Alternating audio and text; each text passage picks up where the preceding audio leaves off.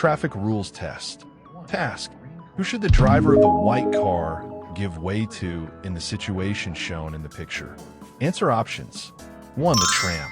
2. The blue car. 3. He should give way to both vehicles. 4.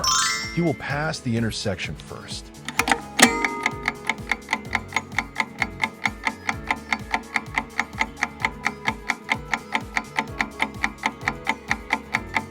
Task analysis. At the intersection, the tram and blue car drivers go straight, while the white car driver turns left. The intersection has traffic lights. It also has main road and main road direction priority signs, which give the white car driver the right of way. However, these signs do not apply when the traffic lights are working. Let's read the traffic rules. Traffic light signals, except for flashing yellow, have priority over priority road signs. Currently, the traffic light is green for all vehicles, allowing traffic in all directions. Therefore, let's first read the traffic rules.